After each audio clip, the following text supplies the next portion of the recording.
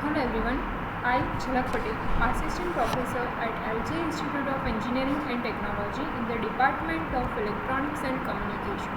Welcomes you to the session of Power Electronics. Today I am going to discuss about Unit 2, that is Control Rectifier, with topic Full Converter Operation and Basics of 3-phase. So let's start the session. First of all, as we discussed in the last session about the two-quadrant operation, that the full converter will operate in two quadrants with three possibility: operation when firing angle less than 90, operation when firing angle equal to 90 degree, and operation when firing angle greater than 90 degree. In the last session, we have discussed about this figure that full converter will operate in both the quadrant when firing angle is less than 90 degree, means it will operate in a positive half cycle more than this negative half cycle. Means you can see that this positive half cycle period is more compared to this negative period. Because of that, here positive half cycle denotes the energy from source to load, and the negative half cycle denotes energy from load to source.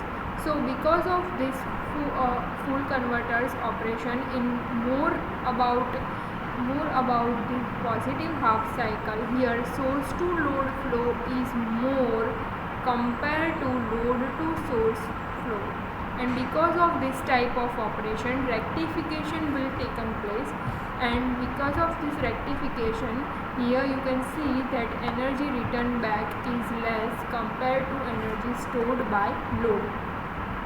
Next operation is when firing angle is equal to 90 degree. Now see this figure. Here you can see that the positive half cycle period and the negative half cycle period is almost equal. Then if you want to calculate the total power, then you can see from the equation for power is equal to V into I, means power flow depends on the voltage waveform. So here you see that from the load voltage versus the firing angle graph as a respect of omega t, you can see that the positive half cycle and negative half cycle amplitude is almost equal, and because of that, the net voltage which is flowing through this is almost equal to 0.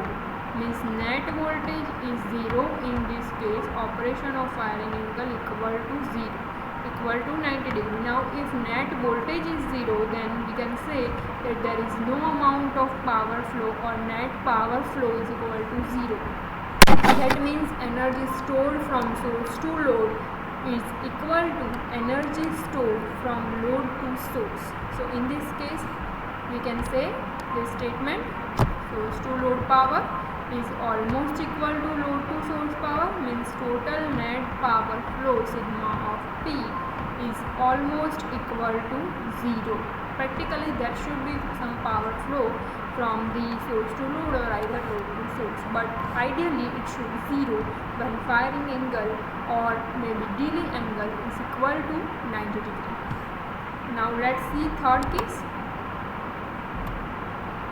Third case, when operation for firing angle greater than 90 degree. So when firing angle greater than 90 degree, we can see this figure, load voltage versus omega t graph. So we can see that for this case, the negative half period is more compared to this positive half. Means you can see that from 0 to alpha, the negative half cycle is more as compared to alpha to pi. Same way you can see that from pi to pi plus alpha it is more compared to pi plus alpha to 2 pi. So in each cycle, the negative half cycle period is more compared to the positive half cycle period. So because of that, we can say that the inverted waveform has a more time period compared to the original positive waveform or positive voltage. So because of that, we can say that for firing angle greater than 90 degree, the inversion will take place, and because of that energy is returned back to load. This waveform, this and this energy that is returned back to waveform is more compared to the energy stored by load. Here we can also calculate the voltage using our full converter analysis, that is VRD is equal to 2 Vm upon pi cos alpha 1. We can also see this operation using this equation. So if we put alpha is equal to 90 degree, means firing angle equal to 90 degree, then also cos 90 is equal to 0. So if cos 90 equal to 0, then we already discussed the second case in the previous slide, that if cos 90 equal to 0 means voltage drop is equal to 0, and if voltage drop is equal to 0, then power flow will be 0. But in this case, for any value greater than 90 degree if we put, then this VLDC will go into negative. Like if we put 270 degree or maybe 110 degree or 120 degree of cos over here, cos over here 120 degree 110, then also this VLDC will go more and more negative, and because of that we can say that some inversion will occur for this and returns energy in the negative cycle. And for that we can say that because of more part of negative cycle, we can say that power flow from load to source is more compared to power flow from source to load.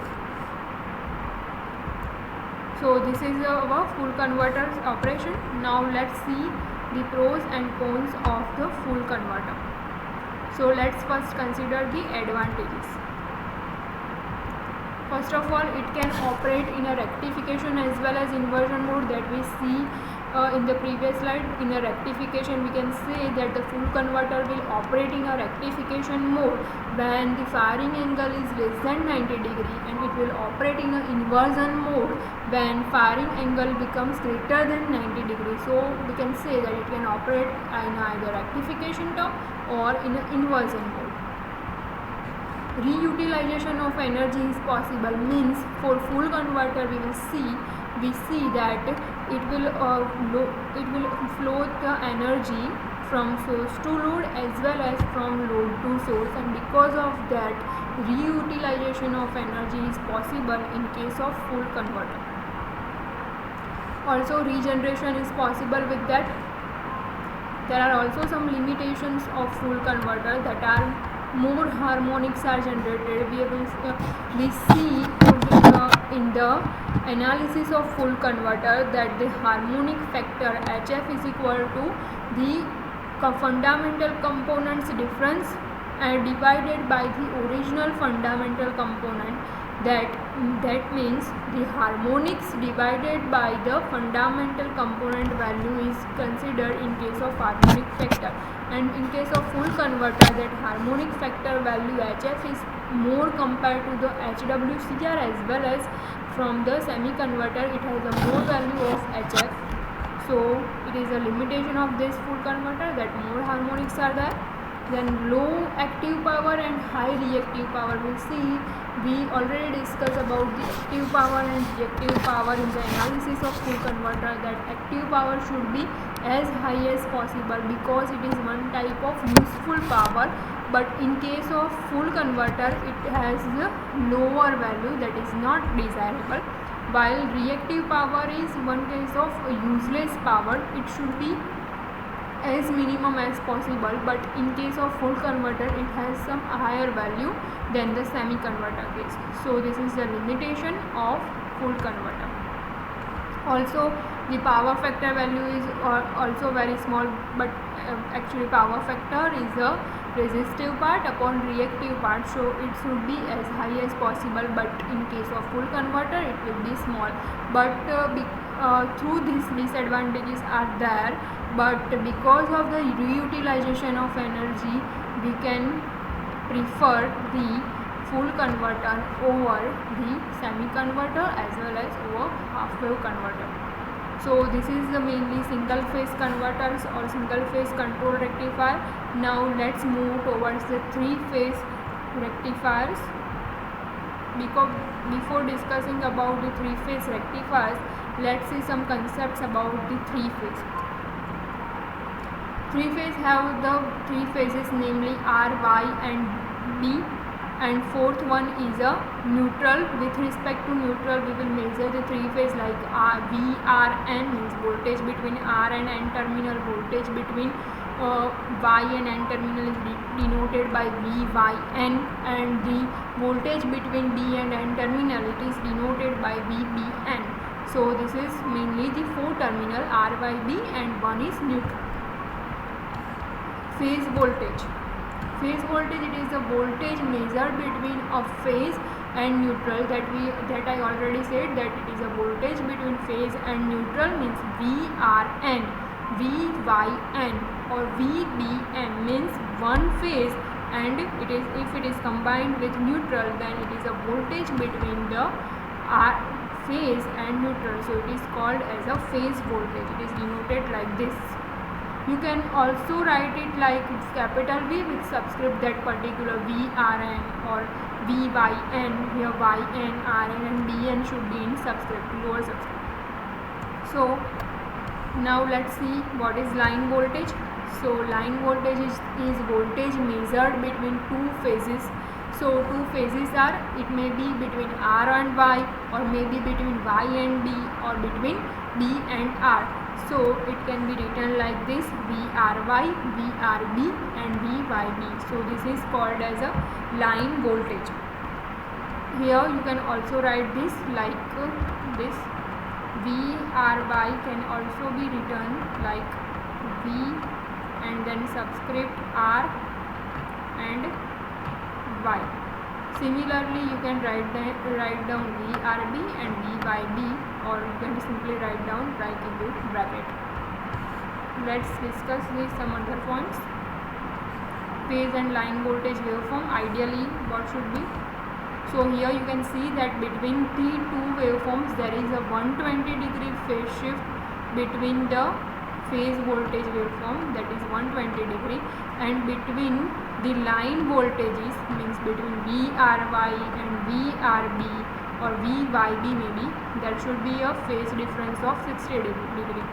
Means in case of line voltages, phase difference is 60-degree, and in case of phase voltage, the difference is 120-degree. You can also see this sequence of phase and line. From this it is clear that between VRN, see this VRN and VYN, so this will be like between VRN and VYN. So between two phase voltages there is a difference of 120-degree, and between two line voltages, between any two line voltages, either RY or BN, there is a 30-degree of phase shift between that particular line. Okay, so this is the ideal waveform without any control rectification of three phase. Now let's discuss about the HWCR two figures. Here the delta connection and star connection is seen. This first figure is of delta connection figure. Here you can see that for if it is connected in the delta connection, then in that case phase voltage is equal to line voltage, and the phase current IP is equal to line current divided by √3, means IP is equal to IL upon √3 in case of delta connection, while this second figure is of star connection. In the star connection you can see that three diodes are connected and the load is across it. So in the star connection, phase voltage is equal to the line voltage divided by √3, but in case of star connection, phase current and line current is almost equal.